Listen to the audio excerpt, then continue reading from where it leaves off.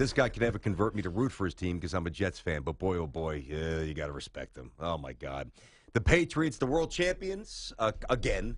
Kyle Van Noy is with us here, and hopefully the hangover is dissipating. You guys had a great time at the parade. The city was rocking as always. Kyle, Tiki, and Tierney, how are you today? Thanks for having me on, guys. Appreciate Tiki, Mr. $1 Million Smile, and B for having me on, even though you're a Jets fan. Oh, man, we appreciate you. Congratulations, obviously, first of all. I mean, this has to be a unique experience for you because you started the season in Detroit, and we all know the storylines around the Detroit Lions, but you leave there, you go to the New England Patriots, you actually find a role where a lot of people in Detroit didn't even think you had one. What was the experience like for you going to this Pat squad that is, I mean, they're excellent. I mean, there's no other way to put it, from where you came from? I mean, it's hard to describe in just a couple sentences. You know, hopefully when I'm done with my career and I'm able to look back on it, I can write a book about, you know, my journey in the NFL, let alone my life story. But it was pretty remarkable, honestly, just to come into a different environment and, you know, mid-season change and get thrown in. I mean, I was on a flight I got in at like 1 o'clock and I'm up at 5 o'clock, and then I'm on the practice field and pads on that Wednesday hitting, you know, not knowing what I'm doing, but I'm hitting people. So it was just a totally different, and the guys welcomed me in, and honestly, I found a role, and Bill and the coaches had a great plan for me, and found my niche, and I was able to help out. Yeah, there's no doubt. Kyle, I'm curious what your perception of Bill Belichick was before you got to the Pats and what it is now that you know him a little bit. Bill just, you know, you knew he knew football, but you don't know until you're around him, and the different schemes and the different knowledge of the game that he teaches. I mean, I learn something new every day when I'm in the team meeting and he's up there and he's coaching. And it's pretty interesting on what he sees, the different nuances of the game. And it's an honor to play for a coach like that and a DC like Matt Patricia as well. They know football, and it's exciting to play for people that are passionate and that win. And, you know, I'm just grateful to be a part of that, the culture, and win some football games. There you go. So to Kyle Van Noy, Pats defensive lineman. He is a champion now as the Pats get it done. Somehow came back and beat the Falcons after it looked like you guys were dead as a doornail. My good God. You probably thought we were taking an L. I did, man. I was actually starting to count some money. Hey, Kyle, so you lost me money there, bro. Kyle, my wife is a Pats fan. She doesn't know football that well, but she loves Tom Brady. So of course she does. I think my wife loves Tom Brady too. I mean, who doesn't, right? I mean, yeah. You know, what's he like in the locker room with you guys? I mean, obviously you're on the other side of the ball, so you don't get the full interaction with him. But I mean, is he as cool as he seems? I've met him a few times over the years, obviously, because we were contemporaries for a little bit. But I mean, he's a mega star. I mean, there's no one bigger, and probably the greatest to ever play the game in most people's estimations. But what's he like? You can't hate him. I mean, everyone hates him, but then you meet him and they're like, oh man, he's like such a nice guy. Like he does everything right. Like he's, you know, the first day I was there, he came up to me and introduced himself. And, you know, a lot of guys, you know how it is in a locker room, a lot of guys are just on their thing, but he took the time out of his day to, you know, come introduce himself, which is, you know, just speaks volume of his character and who he is.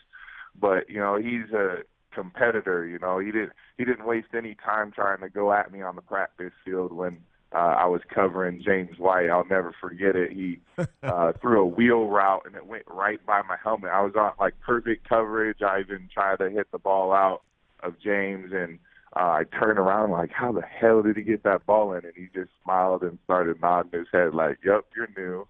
This is how we do it here in New England, right? Yeah.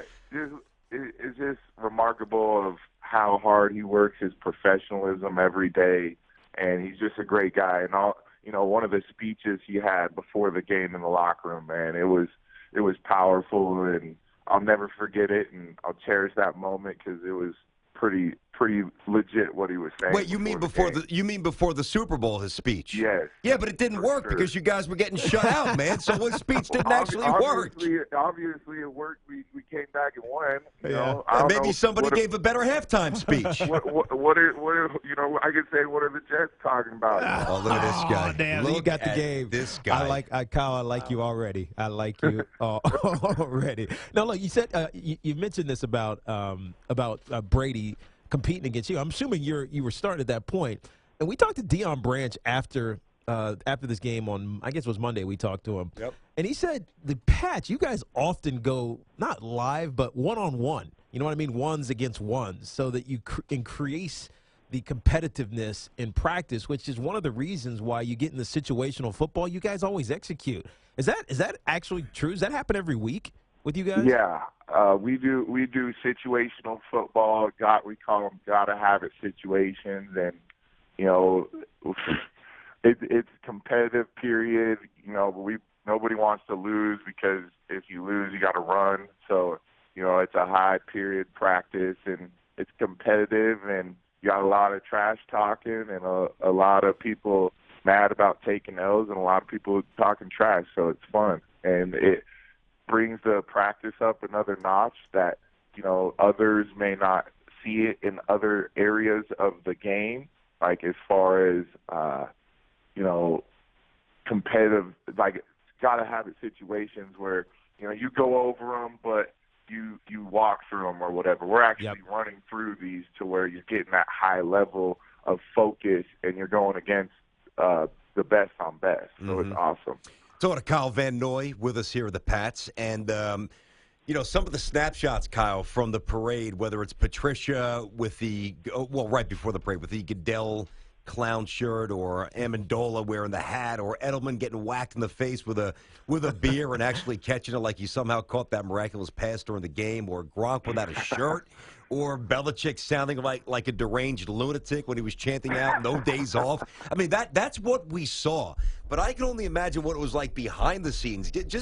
Paint a picture for the party that wasn't visible to us with the cameras. What were you guys like when we weren't looking? How great was the party? Man, I'm still speechless from it, because there's so many fans. Like, I can't describe, like, just the city of Boston was filled on a Tuesday, where people took off in the cold snow just to come yell at us and celebrate with us and sing and dance with us. You know, it was an awesome experience. It will be unforgettable.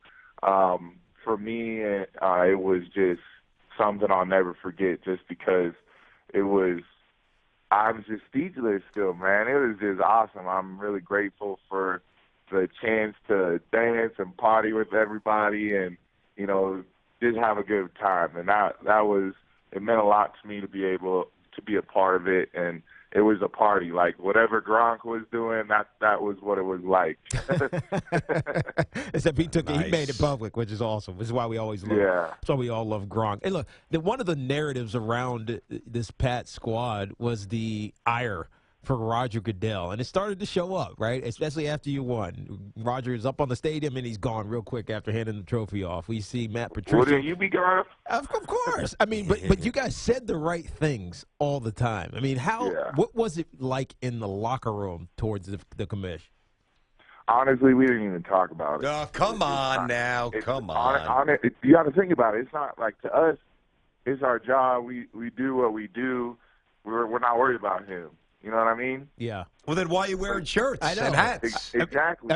If we worried about him and we worried about the situation, and honestly, I can only say for being there half the year, but people don't realize that we started the year off without Tom and without Gronk. Yeah. And people forget that. Like, and then you go on to, the Patriots defense didn't play any good quarterbacks and blah, blah, blah, blah, blah. Well, you didn't when you played my team. In the Super Bowl, it's not even talked about. We held a team that was scoring, 35 points to, 21 points. And then, Tom threw a pick six. So you can hit that against us too, I guess. But that's not talked about. Everybody wants to talk about the offense, but, I'm a defense guy, and defense wins championships. So, shout out to our defense, man, for stepping up. And then we're gonna hear now that the Falcons ran. They didn't run the ball, and they gave it away. And no, they were tired, and we took it. That's how we feel about Hey, it. by the way, and you should feel that way. I just want to make sure I want to get this for the record here, Kyle. I'm curious, how many diamonds from that beautiful ring you're about to get soon are you going to ship over to to this 49ers practice facility to Kyle Shanahan for getting to run the football? I mean, let me ask you, we're watching this in real time, and we're all on the couch just saying, why the hell are they not even attempting to run?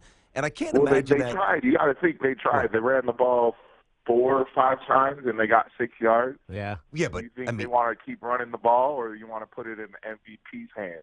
Well, okay, that's an interesting answer. It's a pretty comeback there. I would still say, Kyle, that you might want to get back to the basics and kind of use the clock there. So I guess you weren't surprised that they abandoned the run completely.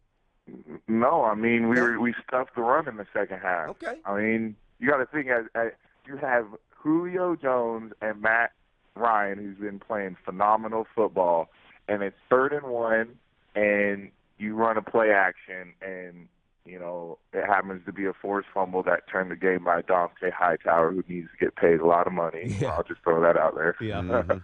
And that was the turning point in the game. And then after that, it's like, they're 1 score away. We can't just run the ball. We got to keep throwing the ball. And then we just play locked up defense. And then it goes back to what I was just saying. Every play was a gotta have it. Yeah. Everybody was laser focused.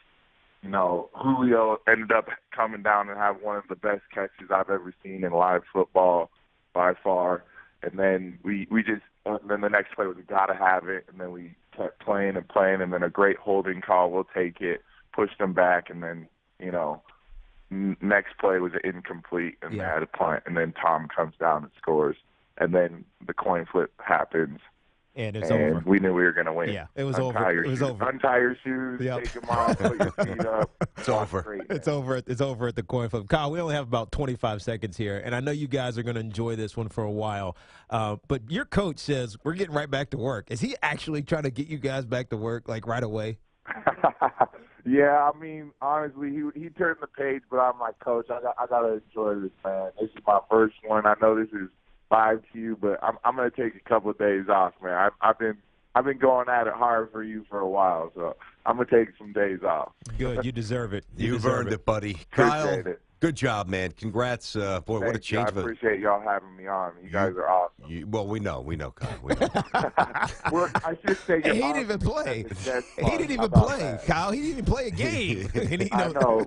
He's awesome except the Jets part. Yeah, exactly. But hey, listen, we can ship you back to Detroit. You can win 5 games again. Take it easy, Kyle. I really like this guy. I like him too. Kyle, we appreciate you, brother. Be good. Nice. Thanks, appreciate it. You got it, man. You got it. All right, we got to stop saying goodbye here. It's like one of those conversations that never ends. Oh, we love you. Goodbye. Okay, goodbye. Hang up on him, Santa, will you?